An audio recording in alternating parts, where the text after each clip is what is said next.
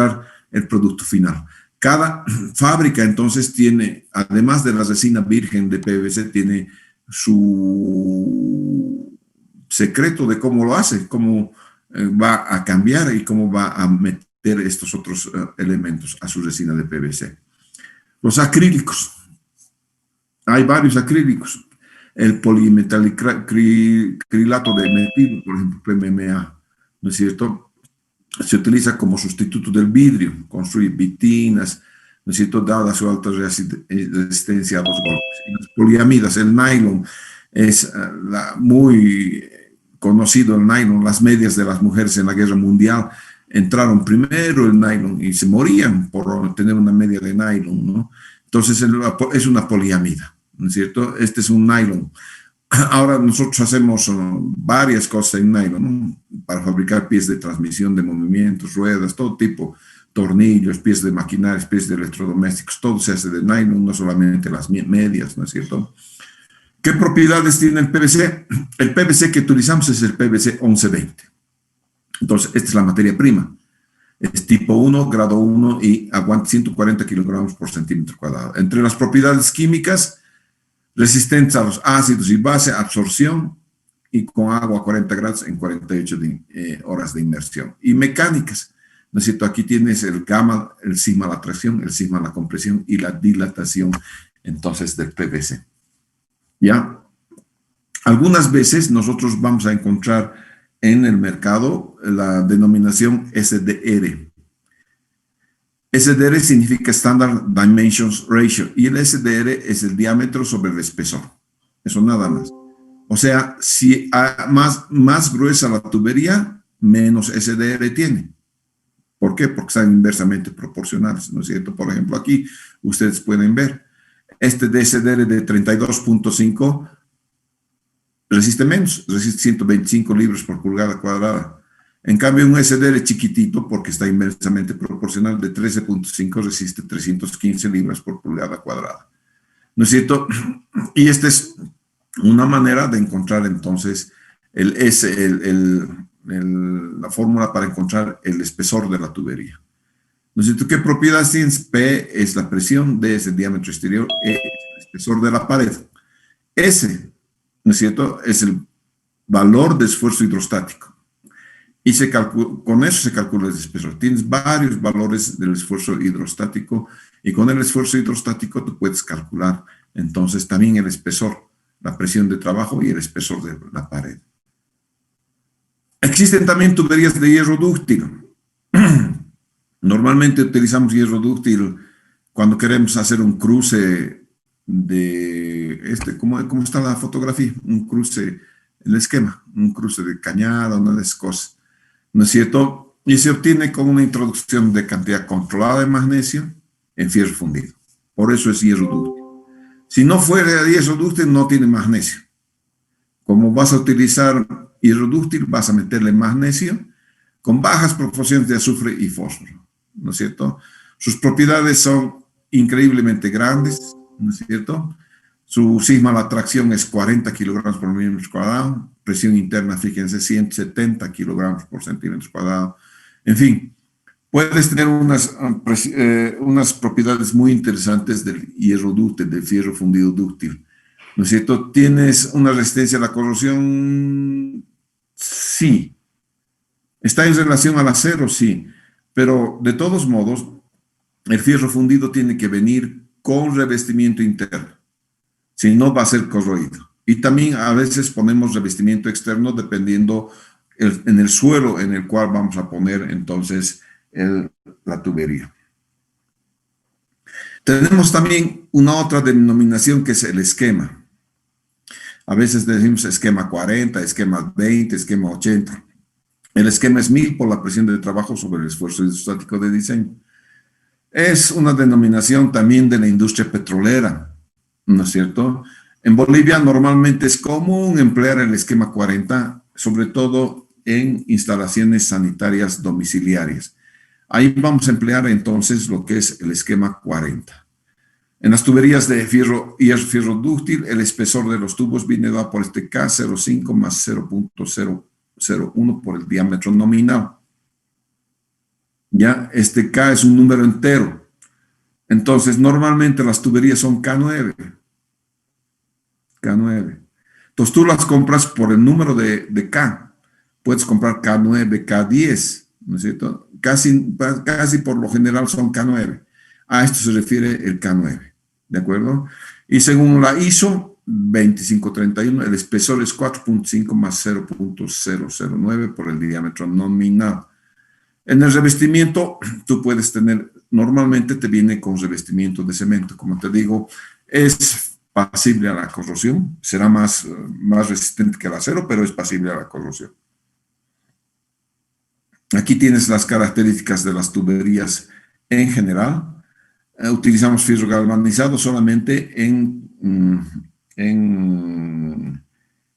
instalaciones sanitarias, en la parte de incendios utilizamos fierro galvanizado. Polietileno normalmente utilizamos. Y policloruro de vinilo es el PVC. Y aquí tienes los SDRs. Pero en Bolivia tenemos clase 9, clase 12, clase 15. Esta es nuestra norma, clase 6, clase 9, clase 12, clase 15. Y aguanta 90 metros de columna de agua, 100, aquí está, en metros de columna de agua. El esquema 40, en cambio, es variable y depende del diámetro. Más chiquitito el diámetro, más resistente es la tubería. ¿No es cierto? Ahí están sus ventajas, sus desventajas. El PE es ya PE, como les he dicho, ya no hay PE8, hay PE100 nomás, ya variable. Entonces, esto ha cambiado ya. Ya tenemos mejor polietileno. El fierro galvanizado está aquí, el fierro fundido. ¿No es cierto? El diámetro es de 100 a 600 o más de 600. Fíjense el diámetro de acá del polietileno, de 2.5 a 100. Tenemos más en el polietileno. Yo he utilizado tuberías y estoy utilizando de 160, hasta de 250 estoy utilizando en este momento. Esta tablita está un poquito obsoleta. ¿Ya? Y el asbesto cemento ya no utilizamos. No estamos utilizando el asbesto cemento. El acero, sí, señor. Desde 50 hasta la cantidad que tú quieras lo haces a pedido, ¿no es cierto? Y la presión de trabajo es de 160 a 600 metros de columna de agua, ¿no? Dependiendo entonces qué es lo que vas a poner en la tubería. ¿De acuerdo? Válvulas. En las válvulas tienes las válvulas con puertas, la válvula globo, la válvula check, la válvula empresa y la válvula aguja. Clasificación de las válvulas son válvulas de bloqueo, de estrangulamiento y de retención. De bloqueo trabajan abiertas o trabajan cerradas. Permiten entonces aislar parte del sistema. Son con puerta, mariposa, aguja, esfera, ¿no es cierto? Válvulas de estrangulamiento modifican el caudal, ¿no es cierto? Y también ahí se constituyen entonces en válvulas de regulación. Sobre todo tienes las válvulas tipo globo, ¿ya? Ahora estas válvulas tipo globo son las que tú utilizas en la pila de tu casa. Son válvulas bien interesantes que te permiten regular el caudal. Válvulas de retención son las válvulas check, ¿no es cierto?, que hacen que el flujo sea solamente unidireccional. Hay válvulas de regulación y control. Permiten modificar el caudal o presión de determinadas partes del sistema, ¿no? Puedes tú, por ejemplo, decir voy a regular la presión a 30, a 40, a 50 metros de columna de agua de cierta parte del sistema. Y entonces esto es lo que tú haces cuando tienes regulador, ¿no es cierto? Entre estas se hallan las válvulas fluctuadoras, las limitadores de caudal, las reguladores o reductores de presión, ¿no es cierto? Y estas últimas también son clasificadas como válvulas de protección. Estas válvulas de protección pueden ser las de alivio, las ventosas, válvulas de entrada y purga de aire, las válvulas antigolpe de ariete, y aquí aumentaría una última válvula que ha salido, que es la válvula anticipadora de golpe de ariete. Y otras válvulas son las válvulas generales, ¿no es cierto? Esta es una válvula con puerta, trabaja abierta o cerrada, ¿no es cierto? Usada en purgas, el material es bronce o fierro fundido. Esta es una válvula globo, el agua entra por aquí y sube por aquí. Es por eso que puedes regular el caudal, entonces vas subiendo o bajando el vástago y por eso regulas el caudal, ¿no es cierto? Generan gran pérdida de carga, claro, porque va a pasar por este agujerito el caudal, ¿no es cierto? Solo pequeños diámetros regula el caudal domésticamente ustedes pueden encontrarla en pilas. La válvula check o unidireccional permite el flujo de izquierda a derecha, pero cuando está viniendo de derecha a izquierda se cierra esta válvula clapeta. ¿No es cierto? Existen además con balancín, silenciosas, duo check. Ahí las que no se cierran rápidamente, esas son buenas, las utilizamos para proteger los equipos de bombeo. Estas son las válvulas mariposas, de características similares a las compuertas. Pérdida de carga considerables, fácil, más fácil manejo que la compuerta, más liviana. En aducción y en purgas voy a utilizar esta válvula, que es la válvula mariposa. Esta válvula mariposa, a veces, por ejemplo, en Misicuni tenemos unas válvulas mariposa que las están utilizando para regular caudal. Entonces, de acuerdo a es cuarta vuelta, 3/4 de vuelta o media vuelta, te dejan pasar un cierto caudal, pero no necesariamente son reguladores de caudal, simplemente tienen esa característica y nada más. Bien.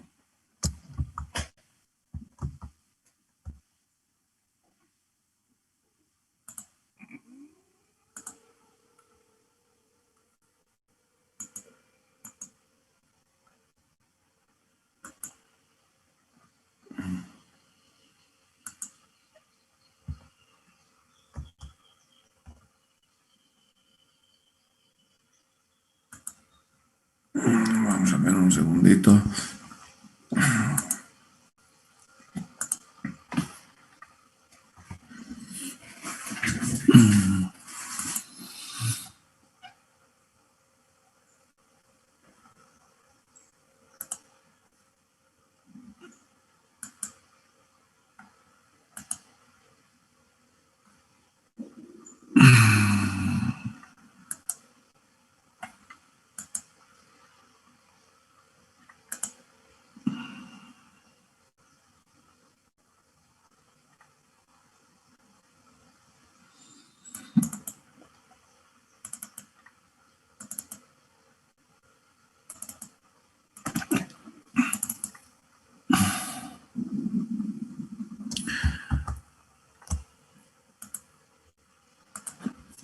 Finalmente vamos a ver, no, esta no es, perdón.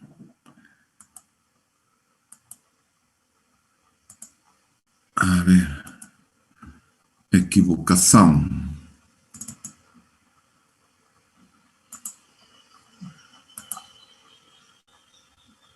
Sí.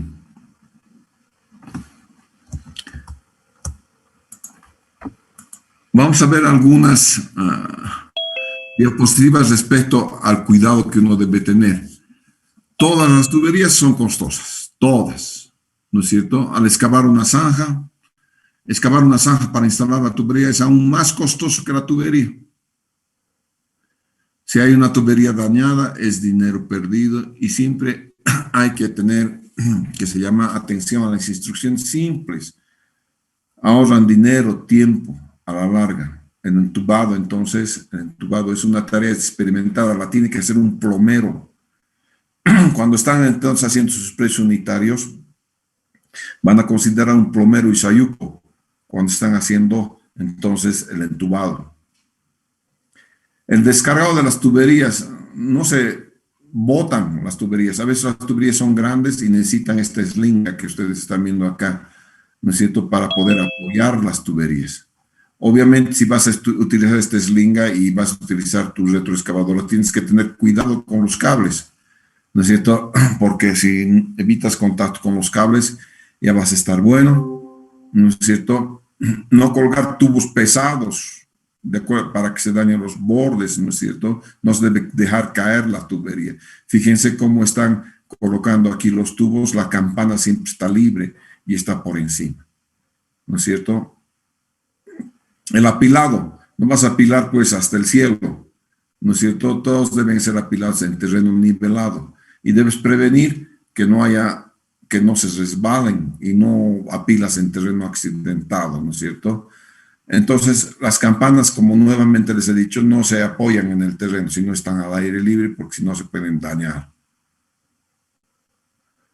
Alineamiento a lo largo de la tubería, las vas a alinear así, porque si las alineas de otro modo pueden caerse en el tubo, ¿no es cierto?, en la zanja, y pueden golpear a alguien, ¿no es cierto? Y eso es bien difícil. Los accidentes siempre hay que evitarlos. Por ejemplo, yo hoy día voy a modificar un proyecto que estoy construyendo porque me toca, por ejemplo, hacer tubería subterránea por donde está el FEC. Pero he ido con el del FEC y el del FEC me dice que tiene como 4 o 5 salidas de alta tensión debajo la acera. Eso no me gusta porque si el tubo toca con unas de estas tuberías de alta tensión, el operador de la máquina va a recibir una tal descarga que lo va a matar. Por eso es que vamos a intentar ahora desviar entonces la tubería principal. Las zanjas. Si estás en peligro, si sabes que vas a apuntalar, por favor. No puedes tener una zanja así gigantesca. Necesitas apuntalar cuando vas a tener zanjas muy, muy, muy grandes. ¿No es cierto? Las zanjas profundas, entonces vas a tener en 2 partes, puedes hacer las zanjas profundas.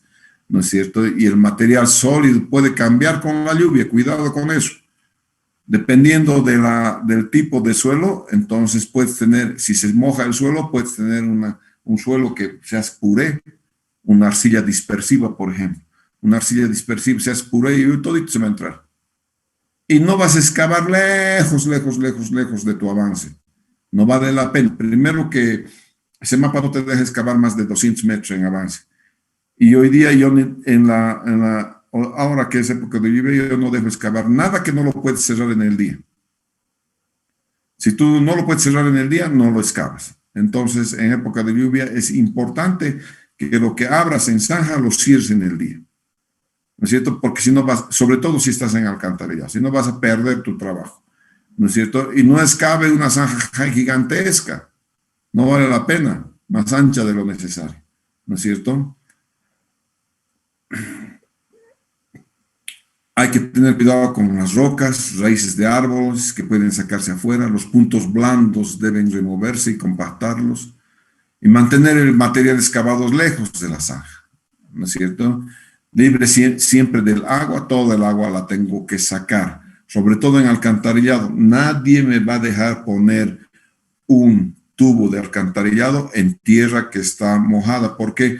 Porque el alcantarillado obviamente depende de la pendiente y si alguna parte del suelo ha cedido por humedad, ya no tienes la pendiente, has perdido la pendiente. Entonces esas cosas tienen que tener en cuenta. Tienes que nivelar la tubería, hay que ver los instrumentos de nivelación, los láseres. Pero esto es para alcantarillado más que para otra cosa. El asentado de los tubos también tienes que tener cuidado. Esto normalmente asienta sobre cama de arena. Si todo el polígono ven, yo he hecho poner 10 centímetros de cama de arena, pero religiosamente. Sobre esos 10 centímetros de cama de arena, hasta 30 centímetros por encima del tubo, hasta aquí, esta parte, es relleno escogido, cernido. Y esta otra parte, hasta el final de la zanja, es relleno común. Entonces, este es relleno escogido y este es relleno común. Escogido por el tema de que está cernido. En cambio, aquí abajo tengo arena. ¿Ya? Entonces, así siempre hago mis tubos. En algunas partes, encima de este relleno, dice que debes colocar un listón plástico que te indique que una tubería está debajo. Eso depende entonces depende de la especificación técnica. A veces sí hay, a veces no hay. ¿No es cierto? Entonces, esta es la cama de material granular, este es el relleno seleccionado y este es el relleno común. ¿No es cierto? La cama a 180 grados, todo este relleno seleccionado se compacta a pisón, nada más a pisón manual, y tienes que ver las riñoneras aquí. ¿No es cierto? Compactas a pisón y una vez que has compactado a pisón, recién puedes entrar con la compactadora saltarina. A veces necesitamos cama de concreto, algunas veces nada más. En Santa Cruz sobre todo porque el suelo es de arena y cuando se moja el suelo de arena pues, es como API el suelo de arena. Entonces por eso colocamos una base de concreto reforzado. ¿Ya? Y vas a probar. nosotros probamos con agua, todas las tuberías de agua potable las vamos a probar con agua, siempre con agua, ¿ya? Ahora bien, ¿cuánto es la presión de prueba? Parece que no está muy definida la presión de prueba, pero normalmente debería resistir nominalmente 1.5 la presión nominal de trabajo. Eso es cuando vas a tener golpe de ariete. En otras palabras, en aducciones sí te voy a exigir 1.5 de la presión nominal de trabajo, porque esas, las aducciones son las que tienen golpe de ariete. En cambio, en redes no. En redes, porque es absorbido el golpe de ariete en la propia red, basta tener 1.2 de la presión nominal de trabajo. ¿Ya? Eso es. Y la prueba de agua, obviamente, es lo que les estoy diciendo. Necesito el rellenado de zanjas, debe ser colocado en el material uniformemente y en capas voy a rellenar. Ahora las capas dicen de 30 centímetros, la mayor parte de las especificaciones. Yo no hago de 30 centímetros porque una compactadora de salto mínimo agarra 50 centímetros de profundidad. Entonces hay que ver, depende de cada supervisor. Lo que no debes hacer es esto que estás viendo acá, rellenar con tractor, ¿ya? Eso es. Y no debes dejar caer obviamente material aquí. Este es el rellenado de zanjas, entonces, ¿no es cierto? Y los rellenos deben ser bien consolidados, cuidado que tengas baches, ¿no es cierto? Se hunda, sobre todo. Cuando tú estás rellenando donde hay asfalto o donde hay pavimento flexible, normalmente te exigen CBR, ¿ya? Si estás en suelo natural, simplemente Proctor, pero CBR porque si no se va a hundir, fijo es que se va a hundir. Entonces, el material de arriba tiene que ser material granular, ¿no es cierto? No es el material, reemplazamos el material en otras palabras, para que alcance el CBR. Entonces, por ejemplo, yo estoy abriendo pequeñas zanjas, ¿no es cierto? Y le hago traer lo que nosotros conocemos con el nombre de boleado. Y boleado es un suelo granular, de gránulos no muy grandes, pero hay gránulos como pequeñas gravitas, ¿ya? Y eso es lo que compacto. Y eso, encima de eso, voy entonces a tener lo que es el asfalto. De otro modo, voy a tener problemas. Todo tiene que estar liso, ¿no es cierto? Y entonces, lo mejor es siempre que no se note, ¿no es cierto? A veces, y que si se nota, no tengas baches, ¿ya? Entonces, todas las tuberías son costosas, todos los tipos de tuberías se pueden dañar. El manejo y colocado sin cuidado resultan en tuberías dañadas. Repararles cuesta tiempo, dinero. El entubado es tarea experimentada. Y finalmente, enorgullécete de tu trabajo, ¿no es cierto? Eso es lo que vas a hacer. Bien, señores, eso es todo. Entonces, les voy a ver directamente el día martes para ver el tema de cómo vamos a defender los proyectos. ¿De acuerdo?